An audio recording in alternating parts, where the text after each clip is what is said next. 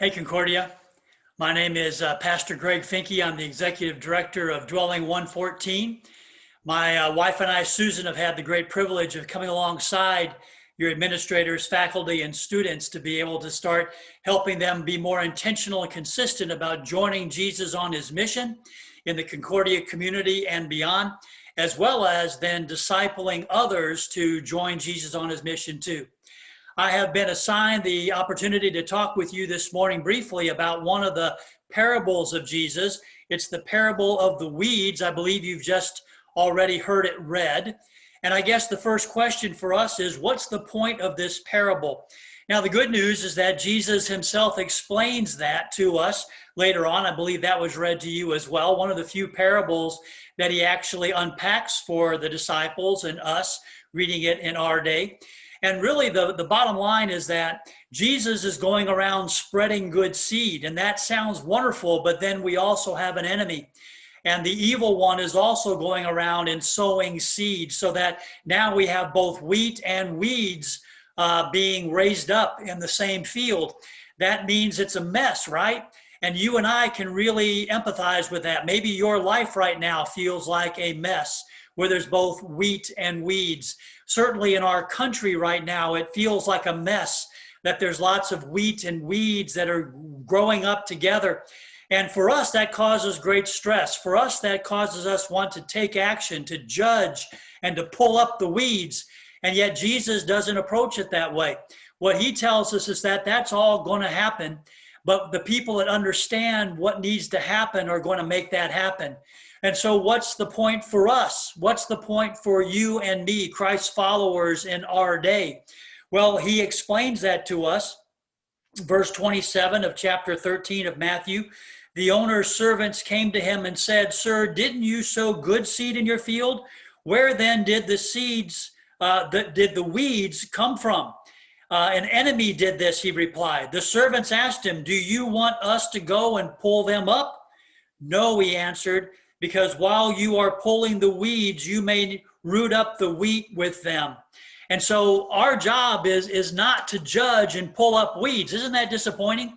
I mean, there's nothing I like more than to judge someone and pull them up and get them out of my life, get them out of the conversation, whether it's on social media, one-on-one, or a national political discussion. The easiest thing for us is to be judgmental, for us to want to come in and take control and pull things up and pull people out. And frankly, that's not our job. And the reason we are told that's not our job by Jesus is because, frankly, we'll screw it up. Like he said, we can go around yanking up weeds and thinking we're doing good, and yet at the very time we would actually be uprooting wheat. And so our job is not to uproot what we think are weeds.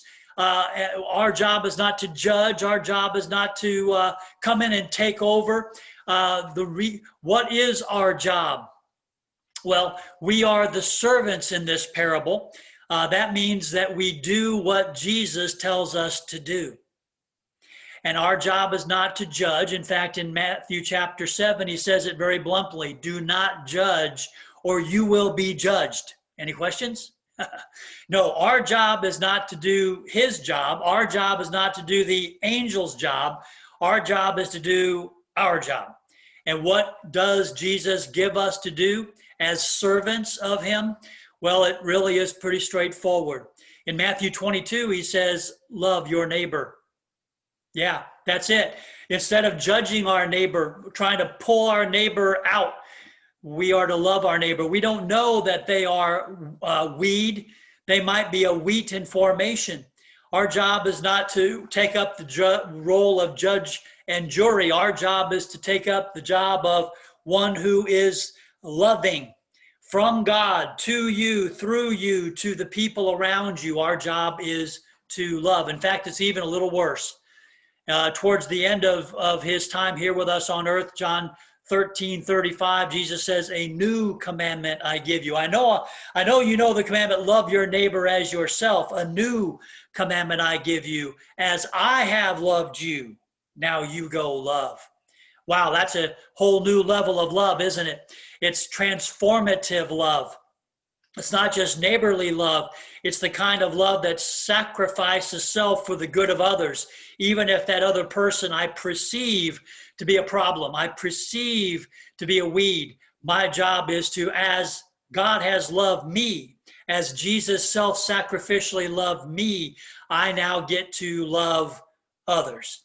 Dear friends, during this time of that requires patience in affliction, during this time when we really are pressed as God's people to be who we are and to do what we are given to do. May we indeed be who we are, people of God, people who have been loved by Jesus, saved by Jesus, forgiven by Jesus, and then do what we've been given to do as he has loved us, forgiven us, reached out to us. May we now join him in our campus, in our community, on all our Zoom calls, on social media.